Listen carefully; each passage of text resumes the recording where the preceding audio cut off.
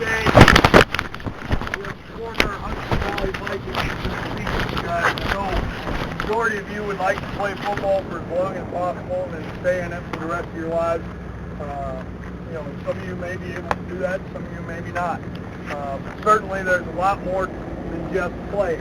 A lot more than even just playing or coaching. So Mark Anthony DiBello, who was a Hudson Valley player at one point, then went on to play at the U at Miami, and is still involved with football today. He's going to talk to you a little bit about what he does, what got him there, and talk to you about his experience here as well. So I want you guys to make sure you're giving him the utmost attention and respect that he deserves, because he's been here and he's sat here just like a lot of you and has gone through a lot of the same stuff. And you think you have it bad now, he may have had it worse when he was here. So understand, the struggle is real, and it can make a lot of you. It's made a lot of him. So please welcome Mr. DiBello. Thank you, Coach. No problem. God bless. God bless everybody. Thank you all for having me here, and I want to give it up to your coaching staff. Let's give it up to them, because without them we wouldn't be here. Coach Muelling, Coach Leahy, and the rest of the coaches. As Coach was telling you, I'm with an organization I started. I'm the creator and master strategist of something called NCAA-ESP. You can find it online at nfl-esp.com. And we supply motivational, spiritual, strategic, and X's and O's data and a programming system and a consultation service to the NFL, to colleges, and actually most all pro sports. The last couple seasons, I was blessed to be a consultant with the Chicago Bears. Did some work already this season with the Jets. We know the season starts on Sunday, and that's what I'm doing now. I actually just met with Coach Parcells the other day, and my first college quarterback, I met in Las Vegas about 4 days ago. I haven't seen him, about a week ago. I haven't seen him in basically almost since college, and that's four-time Super Bowl appearing quarterback from the Buffalo Bills Hall of Famer Jim Kelly. So the moral of my telling you that story and where I am today, blessed to be, is that I'm 54 years old. And when I was on a knee playing football when I used to play, I never thought I'd still be in the game at this age. And using something that I have an expression, a lot of people will tell you that our body is just something that carries our brain around. So as athletes, you don't only have a body, but you have a mind. You also have a heart and a passion for the game, or you wouldn't be out here. So 30 years after, and I'll get to my beginning real quick, my playing days, I said, when am I ever going to get back into football? And here I am right now still in the game at 54 years old. Now, how did I get there and where did I start? I'm not saying this to prop up myself, believe me, okay? Because we teach a lot of things at NCAA-ESP, and part of really the two most important things we teach are humility and respect, and that it's teamwork, okay? That we respect the game, we respect each other, we respect our coaches, okay, and we have humility, because it can all be taken away in a minute. We all see guys getting carted off the field. We all get fired from coaching jobs. We all lose or don't get contracts with teams as consulting services. I lost a job this year, a gig with the Vikings I thought we were going to have. We were this close.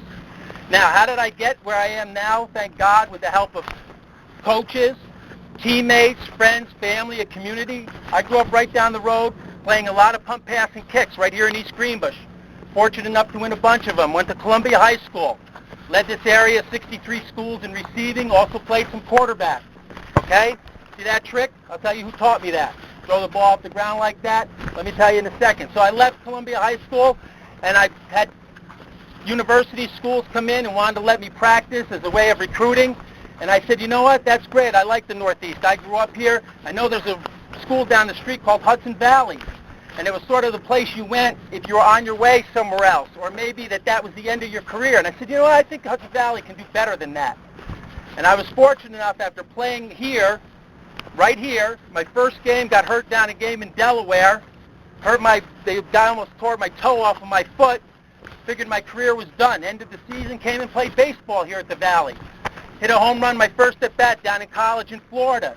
Came up here, was running backwards in that gym right over there, almost paralyzed, flat on my back, couldn't feel anything, done for the season in an accident. Said, that's it, my career's over.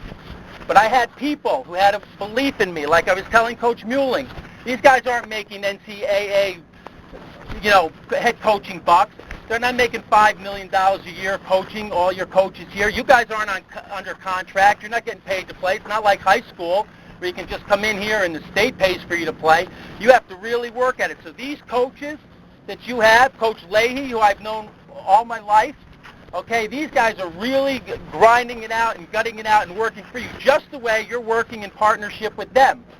So I said, you know what? I had that kind of support when I played here. I had family who believed in me and friends who believed in me and teammates, and I thought I could do better. So I went down to the biggest program I could find, and we didn't even have down there at the U, they didn't even have a sports program, football team at the time. And I did something called walking on, which I'm sure a lot of you might know what that is. It's more or less trying out. And I tried out and I made it. And then I got a scholarship to play. Now I worked my butt off to play. Now I had good news and bad news. The good news was that I was able to play and be at the U. I'll show you this watch. It's a Fiesta Bowl watch. Went to the Fiesta Bowl. Played with one of the greatest dynasties in all of college football. I actually saw the U last night on ESPN. What was the bad news? The bad news is I went to play quarterback for a while as well. The quarterback in front of me was Bernie Kosar. Played for the Cleveland Browns. So I worked in my butt off as a scrub with the second and third string quarterback at the time. We didn't think he was ever going to get to play. So he and I threw the ball together all the time after practice. I said, well, then I better be a receiver, because when this guy threw the ball, the thing whistled, actually coming out of his hand. He worked. He got the starting job. His name was Vinny Testaverde. He won the Heisman Trophy and was the first-round draft pick. Had a long pro career. So then I went to say, okay, now I'm a receiver. So I started out at tight end. The tight end ahead of me was Willie Smith, a two-time All-American. I said, geez, I'm not going to play there long. I went to wide receiver. Didn't get a whole lot of playing time, although the first day of practice we did a 2-on-2, one guy quarterback, one guy receiver. I beat this guy in a route, and then he smoked me on 5 straight. He said, boy, and this is the only thing I'll say is that I remember from this, he said, boy, Mark, you're not bad for a white boy.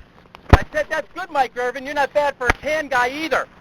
Mike Irvin, Hall of Famer, Dallas Cowboys. So that's fine. I didn't get a lot of playing time, but I did have a scholarship. I did travel, and I did play on perhaps the greatest college team they had, okay, a dynasty.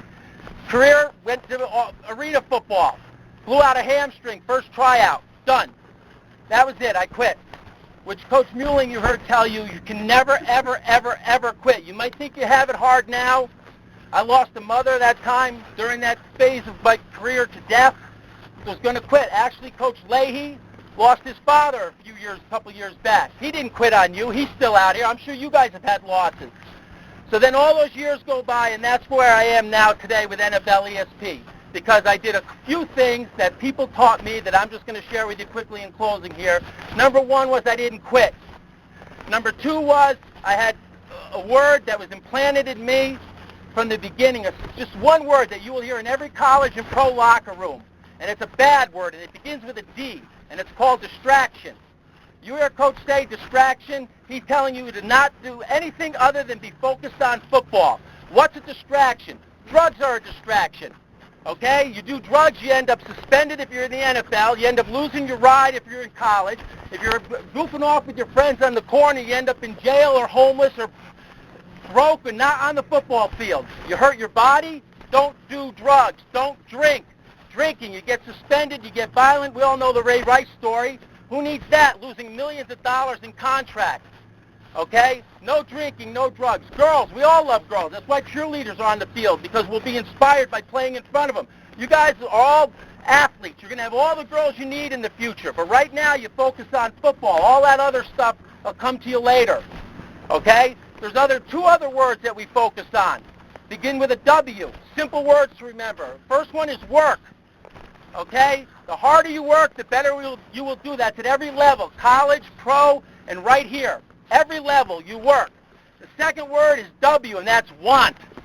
If you want it, you will do it. There's a guy named King David who threw a rock at this big guy named Goliath and flattened him out, just like a team. The rest of the team, his army, went running because they wanted it. If you want it, you will be in the weight room. If you want it, you'll be out here early to practice. If you want it, you'll be listening to Coach Muehling, Coach Leahy, and your coaches, who, like I said, are busting your gut out here for you. If you want it, you'll work for the guy next to you. You'll play with the guy next to you. Your heart will always beat your talent. Your heart will always beat your work ethic. If you want it, you'll do what it takes. The last thing I'll say in closing, and I appreciate your time, is the classroom. I'm going to tell you something that's very controversial. You'll probably never hear, but I'm going to tell it to you. You guys are student athletes. You always hear, stay in school, stay in school. I remember stepping back in there maybe 10 years ago. I don't know, I was walking through doing a TV thing. I do some TV stuff with NCAA-ESP, and somebody said, Mark Anthony, what should I do? Focus on football or focus on my studies? I said, focus on football. Because everyone said, you know what, you got to study, you got to get a job after, you got to work for the government, you got to work for the state. You can't always focus on your football career. Coach Muelling talked a little bit about it, whether it's coaching or what I do or whatever you'll do in life out there. But I said, you know what, forget that. Focus on football. Now let me tell you this, and this is a controversial thing. Forget going to class, but go to class every day for this reason. You go to class to learn. To get the education, the talent you need that you can apply on the football field now. Communications classes, you talk in the huddle. Math, there's no field that has more numbers or lines on it than a football field. History, to learn the history of the game. You go to class for geography. We had a play called Texas. Mike Irvin was awesome at 20-yard deep squaring. I didn't know why they called it Texas. You know why? Because if you look at Texas on the map, it's very square at the top. You go to class, you be a student athlete to develop your brain that, like I said, it's just something that your body carries around and make you a better football player. English. Jim Kelly's agency, we talked about this. We want everybody to take an English class. Nothing's more powerful than the spoken word. I happen to believe in God, and He spoke the world into existence. How many of us have been inspired by a pre-game speech or a halftime talk? By the spoken word. Words have power. We don't use the F word and the N word and disrespect our brothers, our teammates, you gladiators of the gridiron. We want to learn English so when we get in front of a press conference or on ESPN or with Roger Weiland, who I just talked to the other day, we speak powerfully and pridefully with positive pride. Okay? We want to use the power of our language. That's why you go to school. If you do that, you'll get the education that you can apply when your playing days are over. Because let me tell you a secret, men.